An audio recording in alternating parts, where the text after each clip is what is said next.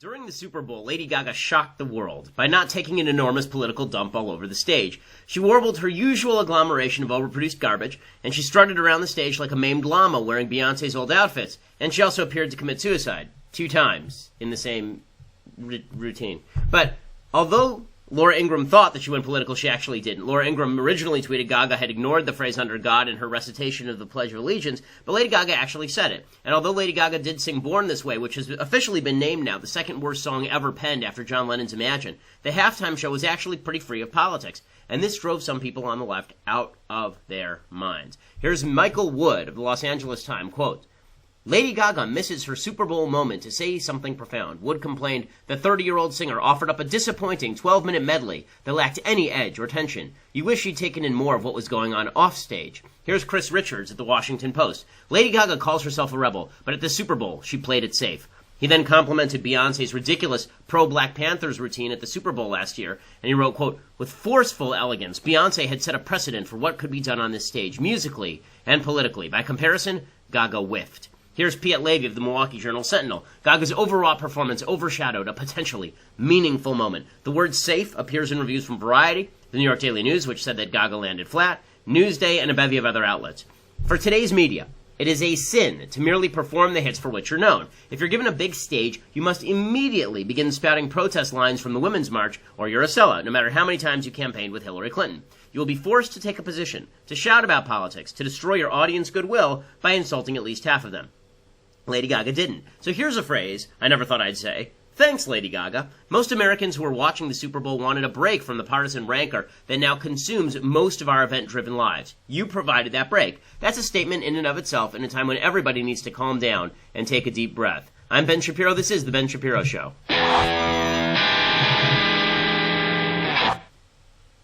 Okay, so we're going to get to the Super Bowl in just 1 second. We're also going to get to Donald Trump and his comments about Russia. Donald Trump has been very active on Twitter. I think that he realized everybody had the weekend off and decided, okay, you know what? Now's my time. Back to the Twitter. While everyone is away, he grabbed back his BlackBerry, hacked into it, and began tweeting out random things. So we'll get to all of that because there's a lot to get to. Plus, he did an interview with Bill O'Reilly that was quite insane. But we'll get to all of that. You know, good Trump, bad Trump, the whole shebang. But first, we have to say thank you to our sponsors over at Blue Apron. They are the #1 fresh ingredient and recipe delivery service in the country. Their goal is to make great home cooking available to everyone and accessible to everyone. So you don't know how to cook? Doesn't matter. So long as you got some pots and pans, they send you the ingredients, they send you the recipes. It's all super fresh, and the recipes are all top-notch. They have established partnerships with over 150 local farms, fisheries, and ranchers across the United States. So if you're a buy American, hire American person, then Blue Apron is for you. And by the way, if you cook together, it creates strong bonds. I know this. I actually do this with my 3-year-old.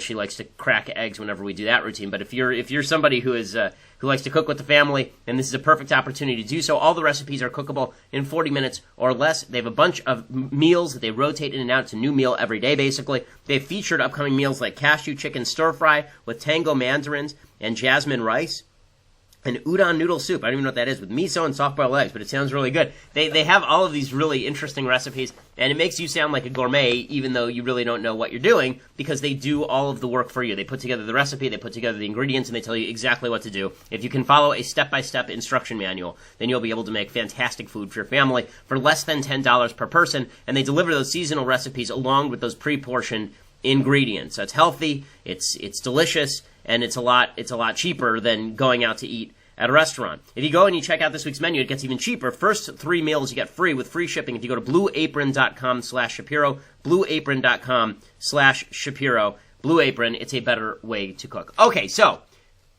I was the unluckiest person in America yesterday, other than Matt Ryan. I was on a plane for virtually the entire Super Bowl, because that's why we're now in a deep, dark, dank hotel room. Mathis was unlucky enough to have to travel with me, so both of us missed the Super Bowl in its entirety. I watched a lot of it last night after we got to the hotel. I watched some of it this morning, and of course, it figures that the one time I missed the Super Bowl, it ends up actually being a phenomenal game. But there's a lot to talk about at the Super Bowl. I talked about Lady Gaga before. First of all, I do have to say that my favorite moment from the Super Bowl was the very beginning of her halftime show, when it appeared that she'd actually finished her musical career. It sort of looked like this. Yeah, there it is. Yeah, I thought, for a second, I was like, wow, that was the shortest halftime show in history. But it turns out, no, there was more. She actually did it again later. At the very end, she also jumped off a high object, and she survived, which, is good, I suppose. And so there was that. But she didn't end up being political. Everybody thought she was going to be super duper political. The entire left was very disappointed because everything must be political now. It is imperative that all the things have to be political. It is deeply important. So she was saying beforehand that she was going to do all sorts of stuff about inclusion and equality, and instead she basically went up there and she's saying, God bless America, and this land is your land, with a bunch of drones in the background, and then she danced, as I say, like a crippled hyena, while singing her patented, highly produced auto-tune song. So that was not the actual political side of the Super Bowl. And the game itself, you don't need me to do the analysis of the game, although I will say, I think I did have the most politically oriented tweet, the most retweeted politically oriented tweet of the evening. It's now been retweeted, I think, 27,000 times. So it just shows you that apparently I should go into sports commentator mode more often. I tweeted, I can't believe the guy with the foreign model wife and a sketchy history with the rules just won after being written off. And that was retweeted. That has now been retweeted 27,000 times. So that is, says something. In any case, the real political side was the ad. So here's something I've never understood about the advertising at the Super Bowl. First of all, you pay all this money, and then obviously you get a lot of earned media. So if you do an ad, people are talking about it, gets replayed now online, it's worth the money. But why would you absolutely ignore half the audience? Why would you ignore half the audience? A lot of these ads were very clearly geared toward the audience of the left and not geared toward the audience of the right. And the NFL audience is going to tend to skew to the right because a lot of the NFL audience exists between the coasts. And this is why it's always been weird to me that you have like Beyonce and Lady Gaga playing halftime. And my guess is that if you had Leonard Skinner playing halftime, you'd please more of the NFL audience than you would if you had Lady Gaga playing that halftime show. In any case, some of the ads were very political. And the one that got a lot of attention was Audi's equal pay ad. Here's what that sounded and looked like.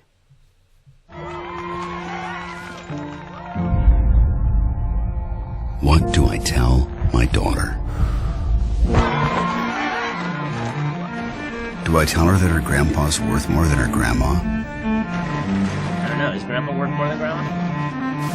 That her dad is worth more than her mom? Maybe mom's worth it.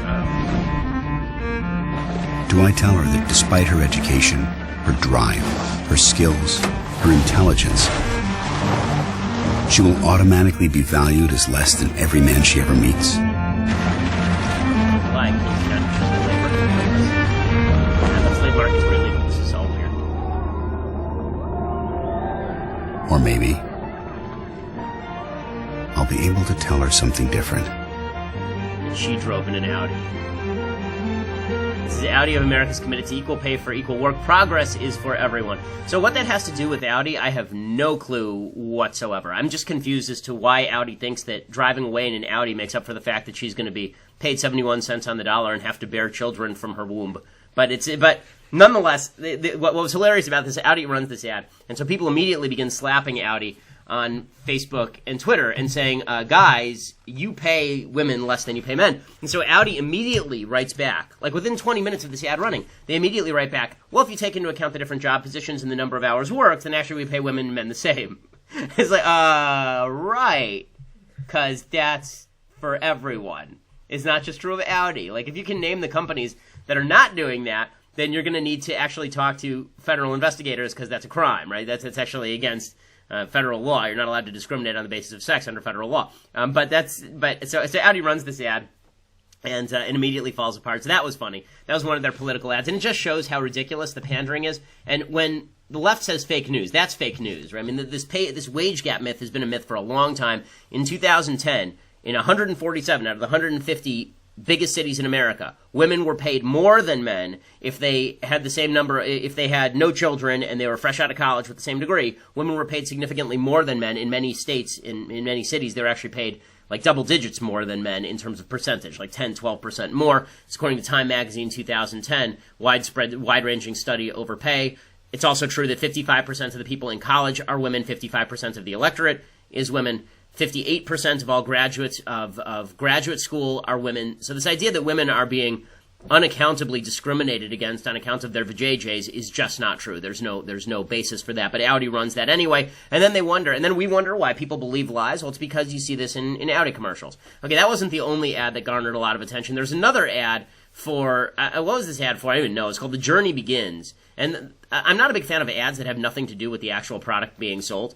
It's kind of irritating to me. But here is the ad, The Journey Begins, which was seen largely as a critique of Donald Trump's immigration policy. Again, at the Super Bowl, what's the point of this?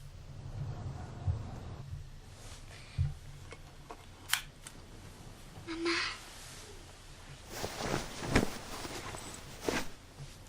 ¿Estás lista? Sí. So it's people waking up in what looks like a hovel and looking at pictures. And obviously not speaking the English. And they're jumping on a truck now.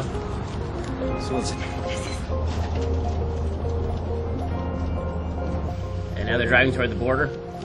And little girl is very, very happy that she's driving toward the border. And now she has reached a fence. It's like a barbed wire fence. But she's smiling because she realizes that she's going to cross the fence. And now they're journeying. The journey has continued. She's taking little samples all the way. She's picking up a piece of garbage. She's cleaning up all the littering between Honduras and the United States, apparently. Now she's walking along railroad ties and picking up all the garbage, which is nicer. There's a lot of garbage. I mean, I assume that backpack she's carrying is pretty big. Okay, they're crossing a river.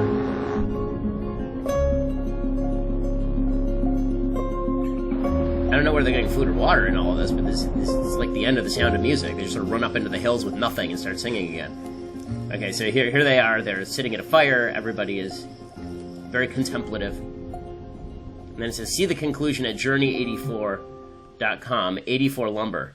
And then at the very end of that ad in the Super Bowl version, they come upon this big, big wall, right? Like the Trump wall, and then there's a big door that opens and lets them in. And so here's the question. Are they coming illegally? Are they coming legally? Should that make a difference? What does this have to do with anything? No one knows. And again, this is just pandering for clicks. Are you going to buy something from 84 Lumber now? I don't even know what 84 Lumber is after watching that. Did you see a piece of lumber in that commercial? Like, seriously, I don't know what product 84 Lumber is selling other than like backpacks for picking up garbage along the road. I'm just confused. So this ad got a lot of play. Also, on the left saying, "Oh, it's a slap at Trump." Oh, you're right. Now that you slap Trump, he's no longer president. Congratulations. You've discovered the secret. You ran an ad on the Super Bowl about people traveling, and now Trump is no longer president. So congratulations to you. Okay, so here is the third ad that we'll play. And this is one got a trend started on Twitter that said hashtag boycott Budweiser. But the boycott Budweiser sign on Twitter, somebody didn't know how to spell Budweiser, so it says boycott Budweiser, W-I-S-E-R. So I don't know which beer you're boycotting, but it's not Budweiser. So basically everybody is stupid is the theme of today's particular Super Bowl show. So here is the ad from Budweiser that generated the boycott Budweiser hashtag on Twitter. You don't look like you're from around here.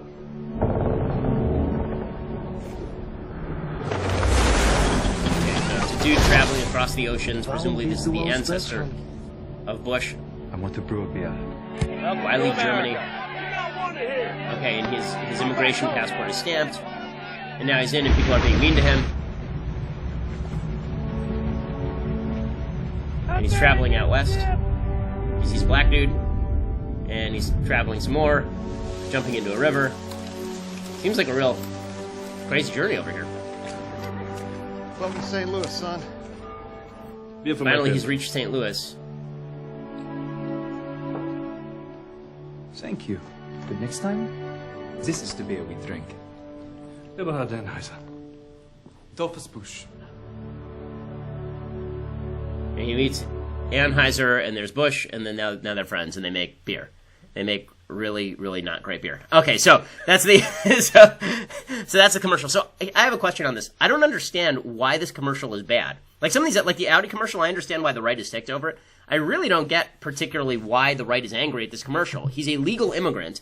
It is true that a lot of legal immigrants had a tough time when they first got here. And guess what? The government didn't help them out, and then they became some of the most successful magnates in the history of the United States. So that actually seems like a pretty good origin story for the U.S., right? A bunch of people come here, they brave the weather, they brave the people who are jerks, and then they make their way, and it turns out they become some of the wealthiest people in the history of the country. So That seems like a pretty pro-America ad. I don't understand why you'd boycott Budweiser over that. I mean, is the implication that all immigrants are bad? Because that's weird. Again, I'm fine with the people smacking Audi. Audi smacked itself in the face. They jumped on a rake in that ad. This boycott Budweiser one is really silly to me, and I don't see the point. I also just think that generally, if you're an advertiser, it's smart to stay away from politics. The best ad actually was apparently that Melissa McCarthy ad where she gets thrown into the side of a whale. That was sort of the best one. We'll get to Melissa McCarthy later, by the way, because Melissa McCarthy had the best weekend of anybody in America this weekend, other than Tom Brady, who not only won the Super Bowl but then went home to Gisele Bündchen, that's a pretty good life right there if you're Tom Brady. Plus, he's going to be happy when he goes to the White House. Martellus Bennett, by the way, is not going to the White House. He's another one of these Patriots players. He says he's going to boycott the White House. Again, people are kind of going nuts over all of this. Yeah, well, I remember when there were a bunch of players who wouldn't go to the White House to see Obama. There were a couple of NHL players who didn't want to go to the White House to see Obama. It's his prerogative. He doesn't want to go to the White House. That's his problem. Everybody needs to just take a deep breath. Okay, so we have to say thank you to another one of our advertisers. Now that is our advertisers over at Mack Weldon. So if you are in the market for the best underwear, and if you're in the market for the best socks, and the market for the best sweatshirts and sweatpants, comfortable clothing, Mack Weldon is the best. The best. They believe in smart design and premium fabrics and simple shopping. It's like underwear, as I say, socks, shirts, undershirts, hoodies, sweatpants. You can wear it's stuff that you can wear out. It's stuff that you can wear in. I am currently wearing the Mack Weldon underwear, and I have consistently been wearing the Mack Weldon underwear, not just since they became advertisers, but even before that I had gotten a pair, and they are very comfortable, and they stand the test of time. They really don't fall apart. They are very well made. You go to MackWeldon.com, get 20% off using promo code Shapiro, Mack Weldon, M-A-C-K Weldon, W-E-L-D-O-N.com. Get 20% off using that promo code Shapiro. That's Mack Weldon. And again, if you're looking for comfortable wear, they are the best. There's no one who makes comfortable wear better. And the truth is, you spend more of your time in comfortable wear these days than you do in your actual formal clothing. Particularly if you work in the media as I do, you spend like 1 hour in clothing that looks like this, and then you get into your sweatpants and look like a homeless person the rest of the day. But Mack Weldon makes sure you don't look like a homeless person. You're just really comfortable. So MackWeldon.com, and you get 20% off if you use that promo code Shapiro. Okay, so meanwhile, Donald Trump is back on Twitter, and Donald Trump is also doing his Super Bowl preview with Bill O'Reilly routine. So this has become an annual thing. I think it's really dumb. This whole routine where we mix politics with the Super Bowl. I don't know why the president is doing. I hated it when Obama did it. I'm not a big fan when Trump does it. Look back, I was very critical of Obama putting his face on every major event in the United States. I'm not a big fan of politicians becoming celebrities, because it seems to me that our politicians are there to do a job. They're not there to be celebrities. Again, I think that politicians should be treated basically like DMV workers, except with more scorn. And that does not seem to be the way that the United States is moving. In any case, Donald Trump does this interview with Bill O'Reilly before the Super Bowl. And in this interview, he says a very, very stupid thing. And here's the exchange with Bill O'Reilly. It's about Vladimir Putin and the Russians. Do you respect Putin? I do respect him. Do you? Why? Well, I respect a lot of people, but that doesn't mean I'm going to get along with him. He's a leader of his country. I say it's better to get along with Russia than not. And if Russia helps us in the fight against ISIS, which is a major fight, and Islamic terrorism all over the world, right, major fight, that's a good thing. Will I get along with him? I have no idea. It's very He's a possible killer, I though. won't. Putin's a killer. A lot of killers. We got a lot of killers. Why, you think our country's so innocent? Oh, God. And this is the politics of somebody who's watched politics for 5 minutes. And again, he may do policy that you like, but that does not justify him saying things that if they came out of the mouth of Obama, you and all of your friends would be protesting in the streets, as would I. Okay? You're not supposed to say things like America is as bad as Vladimir Putin and we're all killers. This is just a routine, as John Podhoretz pointed out. This is just a routine from Godfather. You remember when Michael is supposed to be this kind of sophisticate about politics, and he's now become the Godfather? And she says, politicians don't have people murdered. Senators don't have people murdered. And he says, now who's being naive, Kay?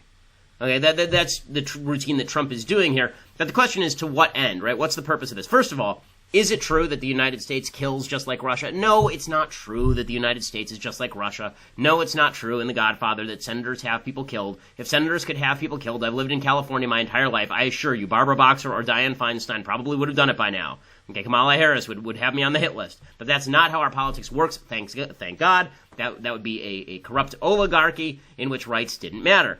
That is not here. That is Russia. Okay, Russia is an oligarchy. Lots and lots and lots of Vladimir Putin's enemies have died under mysterious circumstances, including people who have been poisoned in England by Russian agents. Okay, here's just a list of some of the political rivals and journalists who have died under Putin. Alexander Litvinenko, that's the guy who was poisoned. Anna Politkovska, who was the journalist who was shot to death in her apartment building. Boris Nemtsov, Sergei Magnitsky, Natalia Estemirova, Sergei Yashenkov, Paul Klebnikov, Stanislav Markelov, Anastasia Babarova. Okay, so those are just a few of the people who have been killed under Vladimir Putin. Not all of those is Putin responsible for. We can't say which ones of those he approved, but there's no question that to be a political dissident in Russia is a very, very dangerous business.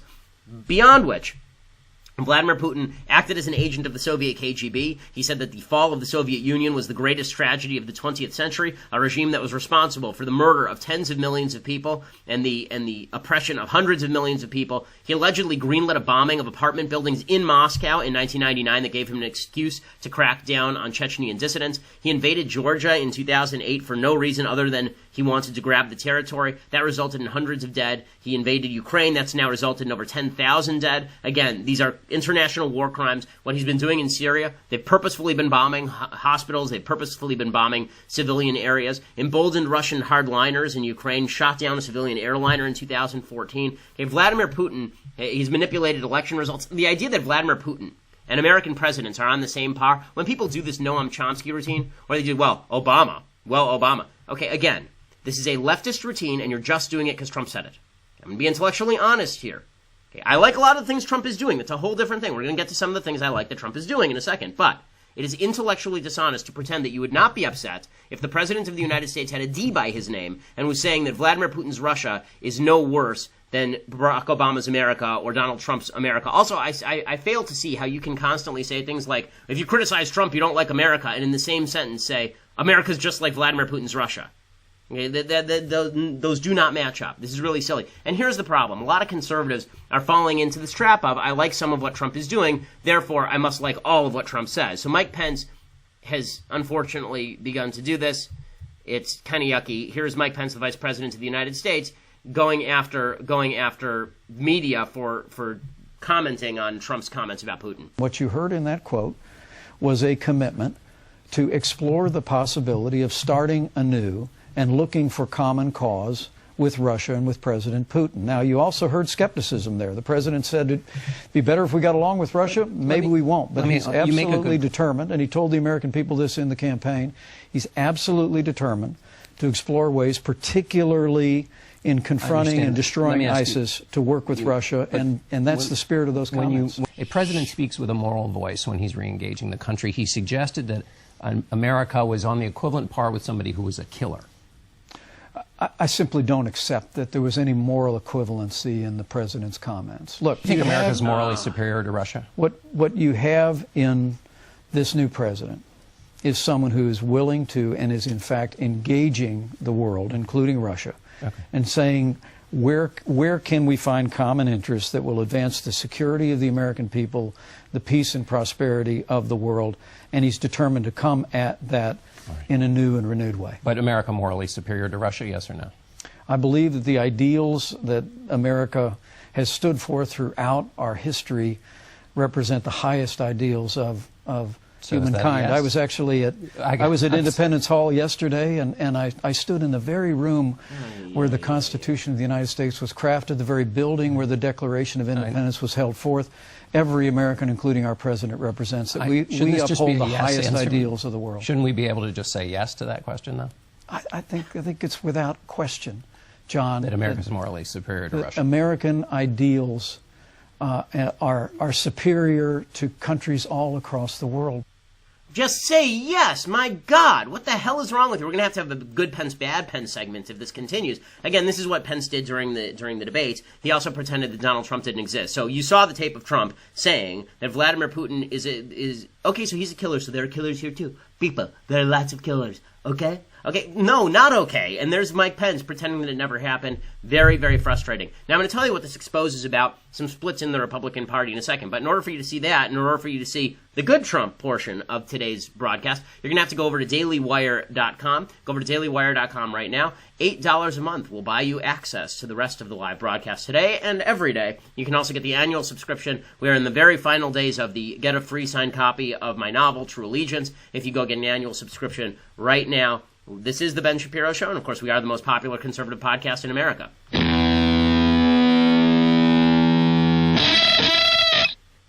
So what you're seeing right now is that the Republican Party is breaking down into basically three categories vis-a-vis Trump. And this is all very weird. I mean, honestly, everything that's going on politically is very weird because in the past few days, I've seen my name linked with the word moderate.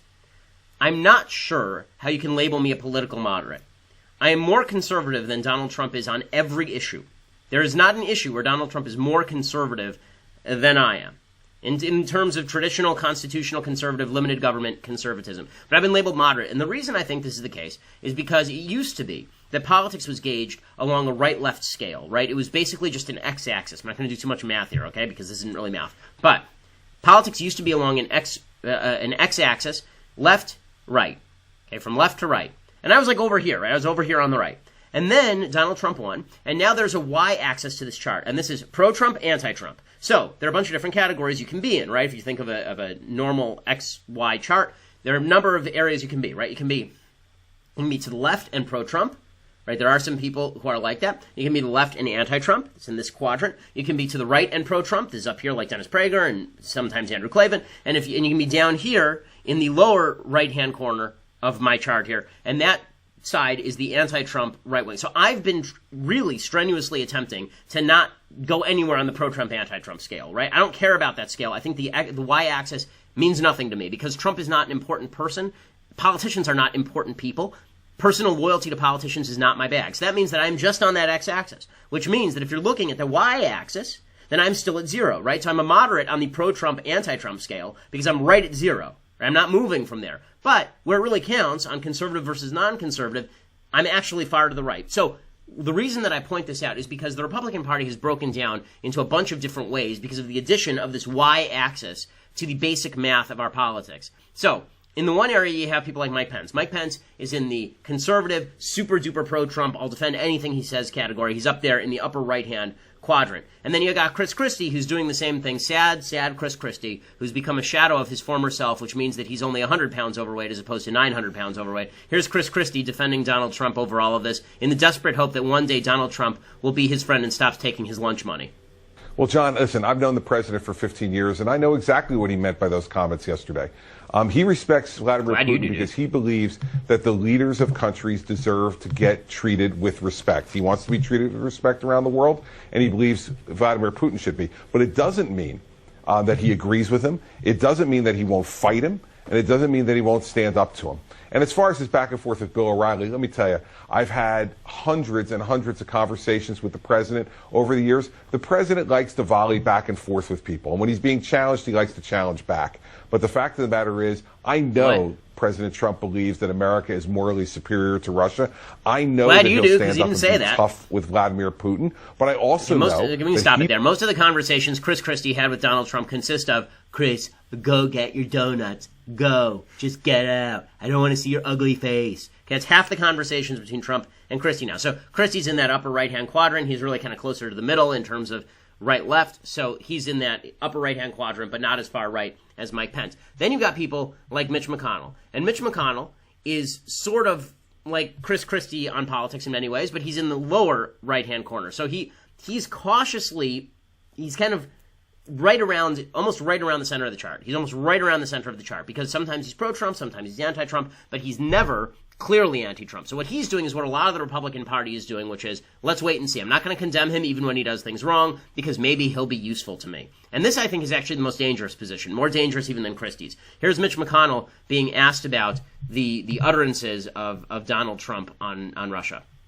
Does it trouble you that he said this? I mean, I'm trying to imagine your response if President Obama had defended the murderous reign of Putin by saying, you think our country's so innocent? Well, look, I'm not going to critique the president's every utterance, but I do think America is exceptional. America is different. We don't operate in any way the Russians do. I think there's a clear distinction here that all Americans understand, and no, I would not have characterized it that way. I'm not going to spend the whole interview on this, but you say all Americans understand. Are you confident the president understands it? Because he just said something that could have been broadcast on RT. I mean, he said, we got a lot of killers out there. You think our country's so innocent? When asked specifically by Bill O'Reilly, no less, about Vladimir Putin being a thug. Again, if Barack Obama had said this, I can't imagine there wouldn't be protests in the street.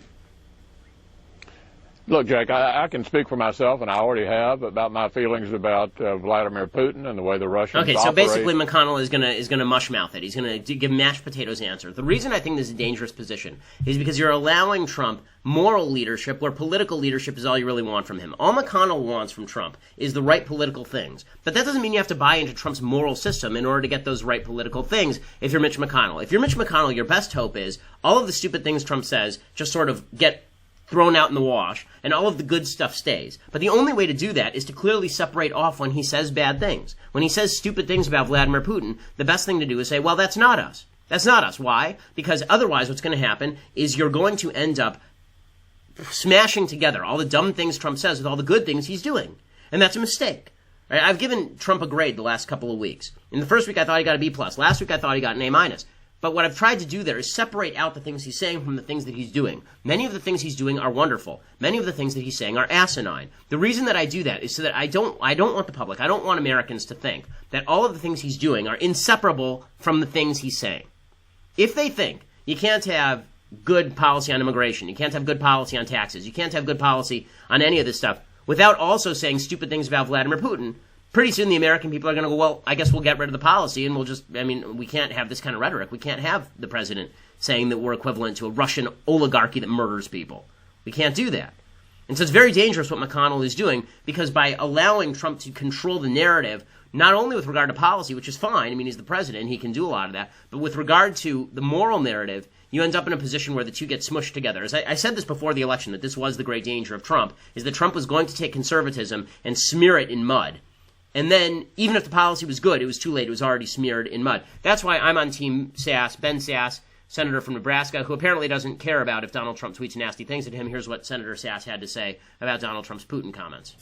You know, I'll be honest, I don't know what the president's trying to do with statements like he allegedly has on O'Reilly on the Super Bowl tonight. So I've only seen little clips of it. There may be a broader context. But let's be clear. Has the U.S. ever made any mistakes? Of course. Is the U.S. at all like Putin's regime? Not at all. The U.S. affirms freedom of speech. Putin is no friend of freedom of speech. Putin is an enemy of freedom of religion. The U.S. celebrates freedom of religion. Putin is an enemy of the free press. The U.S. celebrates free press. Putin is an enemy of political dissent. The U.S. celebrates political dissent and the right for people to argue free from violence about places where our ideas are in conflict. There is no moral equivalency between the United States of America, the greatest freedom-loving nation in the history of the world, and the murderous thugs that are in Putin's defense of his cronyism. More broadly, there's no moral equivalency there.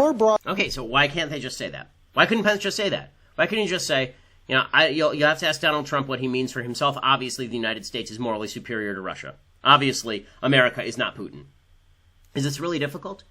Or is there's a lot of pussyfooting going around at the White House and in the Republican Party. Everyone is very much afraid of Donald Trump because Trump is sort of a blunt instrument. He may lash out and he may hit you. Who cares? If you don't have the political courage to stand up against somebody in your own party saying that America is equivalent to Vladimir Putin's Russia, and don't give me all this faux sophisticate Noam Chomsky bullcrap about how he's right. He's not right, okay? It's not true.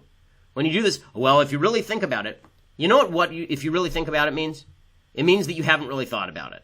Okay, whenever somebody says, well, if you really think about what he's saying, no. Okay, what he said was a bunch of garbage, and this idea that if you just thought about it longer, you'd be a sophisticate like Donald Trump about politics is just insulting. Okay, now, here's for some good Trump. And here I'm going to defend Trump from a lot of people who have been all over his case about immigration. So, over the weekend, right before the weekend, the Seattle judge named James Robart, who's a George W. Bush appointee, he issued a temporary injunction against Trump's immigration and refugee executive order. And the order applied both nationally and locally. It stopped Trump's plans on refugees, as well as admission from Iran, Iraq, Libya, Somalia, Sudan, Syria, Yemen. So now it means that all those people can still come in. Now, the part of this that's ridiculous is that the judge's order has nothing to do with the law or the Constitution. He doesn't even bother to spell out the legal reasoning behind striking down the order. He basically just says, I don't like the order, I'm striking it down. That's really what he says. The only indicator that we have from this judge as to what exactly happened here is that in the oral arguments, the government said that Trump's order was about stopping terrorism, and Robart said that it was based in fiction, because that no terrorist attacks had been perpetrated in the United States by people from the 7 named countries. Well, that's asinine, okay? That's not necessary, just on a legal level. Forget about the policy level. On a legal level, it's really silly to say that if you can't give a judge a good enough excuse why you passed a piece of legislation, therefore the judge gets to throw it out. And it's the judge's sole discretion as to whether there's an excuse or not. Do we have to wait for somebody from Yemen to commit a terrorist attack in order to do this? We have to wait for Americans to die in order to do this? It's a very silly argument. It has nothing to do with legality. Now, again, there are policy grounds where you can say that Trump's order is overbroad or it's too narrow. But for the judge to do it, this has nothing to do with the role of a judge. So, President Trump gets on Twitter and he begins lashing out. And there are a bunch of reasons why the judge's decision is bad. It's not clear he had jurisdiction. Putting a temporary injunction on the entire nationwide policy is idiotic because you have a bunch of district courts that actually disagree. Right now, the Supreme Court is still split 4-4, so you could very easily end up with the courts of appeals deciding different things for different areas of the country. In any case, here's what Donald Trump tweeted. He tweeted, quote, "The opinion of this so-called judge, which essentially takes law enforcement away from our country, is ridiculous and will be overturned. What is our country coming to when a judge can halt a Homeland Security travel ban and anyone, even with bad intentions, can come into U.S.? Because the ban was lifted by a judge, many very bad and dangerous people may be pouring into our country. A terrible decision.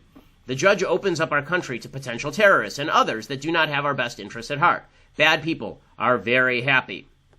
And then he continues. I mean, this is like, it's a 5-paragraph essay.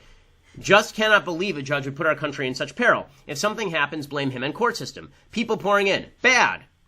It wouldn't be a Trump tweet without the 3-letter word followed by an exclamation point. "Bad. I have instructed Homeland Security to check people coming into our country very carefully. The courts are making the job very difficult." Okay, so people lose their ever-loving minds over this. How could Donald Trump say something like so-called judge? How could Donald Trump say that it's the judge's fault that all this is happening? So, some of this is okay and some of this is not so great. Some of this is good and some of it is not so great. So first of all, the system was built to accommodate an executive branch that doesn't like what the judicial branch just did. It was built to accommodate that. The proper solution is to have Congress either impeach the judge or re-enshrine the law over the executive order. Right? And there are plenty of ways to go around this, right? You can pass it as a separate piece of legislation. You could defund the court. You could strip the court of jurisdiction. District courts are created under the Constitution by the Congress. Okay, they don't independently spring up. So there are plenty of things Congress can do if Congress wants to do. There are plenty of checks and balances here. The idea that it's just one judge and he's making all the policy, it's just not true. And so, all of the panic here. Oh my God, Trump this to judge. I don't remember them doing this. When Barack Obama got up during the State of the Union address, I think it was 2013, and he proceeded to rip into the Supreme Court over Citizens United and lie about the nature of the decision, saying it allowed foreign funding of our elections. He said that in front of the Supreme Court, which was not true. And Sam Alito, one of the justices, you could see him sitting there shaking his head, and the entire left, how could the judge be so rude to Obama? You see how times change? Trump's rude to a judge, end of world. Obama's rude to a judge. Judge shakes his head. Judge is the bad guy. So you can see where the bias lies in all of this. So Trump has every right to criticize the court's decision. That said, there is one problem with what Trump did here. And that is, it's sort of the logical extension of what Trump does. So if I thought that Trump were just attacking the judge because the decision is wrong, that would be one thing. I think Trump attacks judges just because he doesn't like what the judge does, right? As we saw during the campaign with the Mexican judge, who wasn't Mexican, right? And he said that he wasn't capable of being a good judge. Trump has this tendency to go over his skis a little bit. I think he did that a little bit here. So when he said at one point here, cannot believe a judge would put our country in such peril. If something happens, blame him and the court system. And so much for the buck stops here. Here's the problem with this.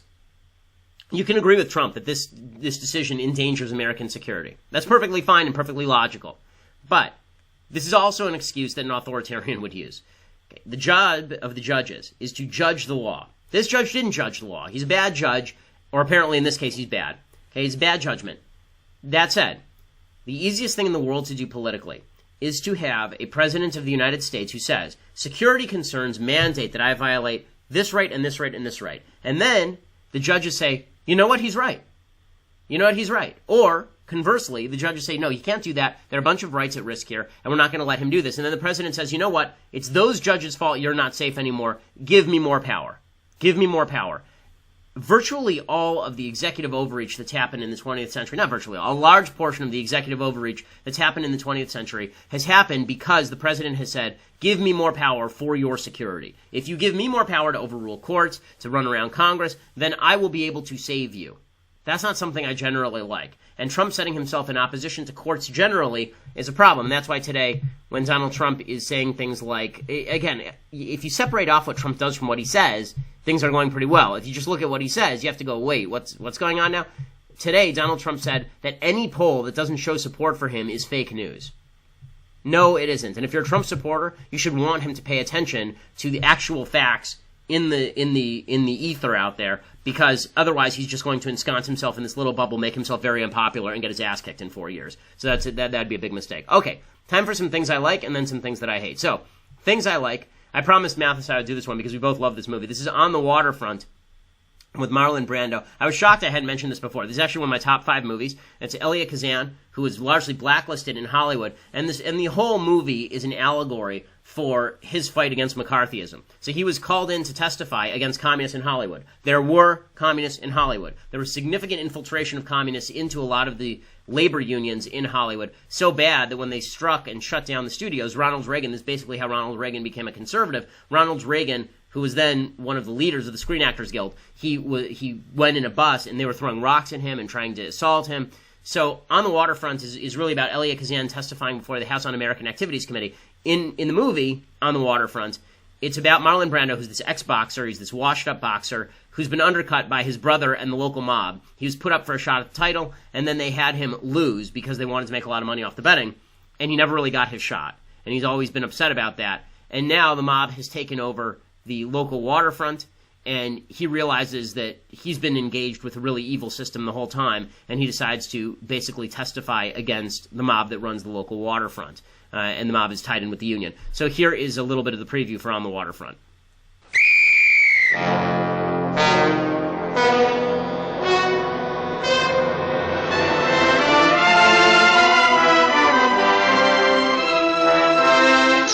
He wanted my philosophy of life. Do it to him before he does it to you. What do you want? Your gun.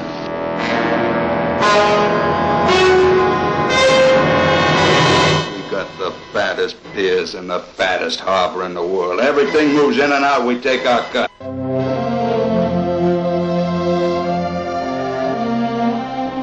Edie! Father, who'd want to kill Joey? Who'd want to kill Joey? Now listen, you know who the pistols are. You're going to keep still until they cut you down one by one? It's a really first-rate movie. It really holds up well. The score is great. It's Leonard Bernstein who wrote the score. So it's the same guy who wrote West Side Story for people who don't pay attention to this sort of thing. Great score. And so, take a look at this movie. Again, some of the great performances in screen history. I think 3 people from this film were nominated for Best Supporting Actor from the same film. I think it was Lee J. Cobb and Carl Malden and Rod Steiger were all nominated, and all of them are terrific. Okay, other things that I like. So I mentioned earlier, Melissa McCarthy had herself a hell of a weekend. She was in, I think, the most popular commercial in the Super Bowl, and she also, on Saturday Night Live, did the only funny thing I've seen on Saturday Night Live for probably a year, 2 years maybe. And she did an imitation of Sean Spicer. So Sean Spicer is Trump's press secretary, and the dude is amped up lately. I mean, lately, he just cannot be controlled. He cannot be stopped. You can only hope to contain Sean Spicer. And there's always this air of slight embarrassment about Sean Spicer, like he knows this isn't what he's supposed to be doing. He can't believe that he's come to this. But he goes out there and he has to demonstrate to Trump how aggressive he is. He has to demonstrate to Trump that he is the king of aggression. And so Melissa McCarthy does a very funny bit playing Sean Spicer. Here's what it looked like. All right.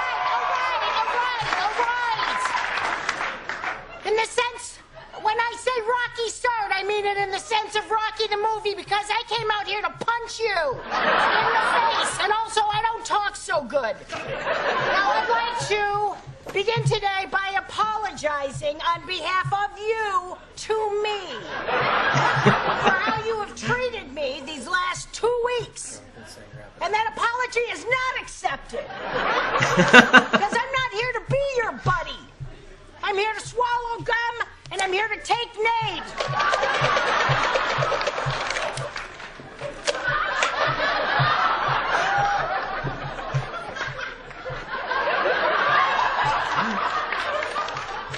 Okay, now let me wave something shiny in front of you monkeys.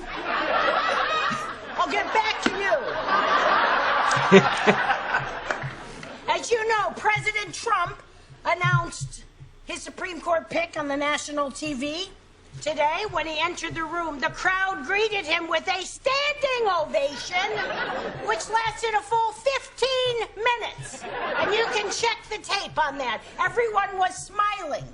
Everyone was happy. The men all had erections. And every single one of the women was ovulating left and right. It's really funny. It's like 7 minutes long, and it's really aggressive and it's really funny. Again, it's the stuff they do about Trump is really not funny, and I'm not even gonna bother doing it from the things I hate. But the stuff they do about Trump, Alec Baldwin cannot do Trump for his life. Like, I do a better Trump than Alec Baldwin, and my Trump is terrible. It's not a good Trump, but it's better than Alec Baldwin's. The people love my Trump. They love it, but they do not love Alec Baldwin's Trump is really garbage. And whenever they write for him, they just write it in the stupidest possible way. And they have Steve Bannon come in, and he always is played by the angel of death, which is really ridiculous. I mean, if you're going to have Steve Bannon played by someone, it has to be John Goodman from 10 Cloverfield Lane. I mean, as somebody who knows Steve Bannon, that's not a terrible comparison. Okay, time for one thing I hate, and then we'll wrap it up. So here is the things I hate. Let's do it. So Kellyanne Conway, she just keeps saying, as a defense to everything, we won. Like, she just keeps saying this over and over. So over the weekend, she said this thing that was silly about how there was a Bowling Green massacre and the media was ignoring it. And it turns out there's no such thing as the Bowling Green massacre, so there's a good reason the media is ignoring it. And then she walked it back. Chelsea Clinton said to her, there's no Bowling Green massacre. And she basically tweeted back at Chelsea Clinton, we won. Okay, those two things are unrelated.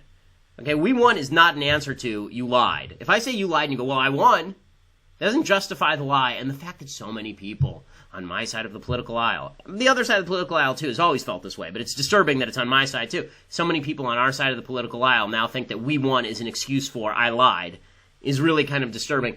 There's more of that a little bit over the weekend. Kellyanne Conway was asked about the airport protests, and here was her answer. The right to seat his own government. How about, I've got a novel idea, how about if the Senate just confirms his nominee to the Department of Justice for Attorney General, Jeff Sessions? The Democrats have delayed his hearing, delayed his vote. They've tried to humiliate and embarrass him. As we sit here right now, we have a record number of unconfirmed nominees to a presidential cabinet, 11, including Treasury and Commerce. So the Democrats want to go, they want to go on the record. They have time to go and cry and weep at the airports, protesting something that they've completely bastardized as to what it truly is and what its intent and what its effect is, this immigration order. Well, and yet they don't have time to, they don't have to give a fair hearing and an up or down vote on these nominees. You want to vote against, but at least give people the hearing and the decency of a vote. Okay, first of all, that wasn't exactly the clip I was looking for. That's what she said there is fine, actually. Although, again, I think that, you know, the system is going to work how the system works. But what she actually said that was bothersome to me is that she was asked about the protests, and she said Democrats have time to cry and weep at airports, but they don't have time to go vote. Okay, first of all the people in New York voted. Okay, all the people who are at Boston Logan, they voted. All the people in L.A., they also voted. So I just want to be careful with a lot of this rhetoric because it assumes that Trump won some sweeping, magnificent victory, and he really didn't. And the more you keep saying to people, we won, the more people want to shove it in your face. So you're really courting disaster electorally by continuing with the we won as an excuse for your activity. How about this? How about we think that the protests were misguided, people have a right to express their opposition.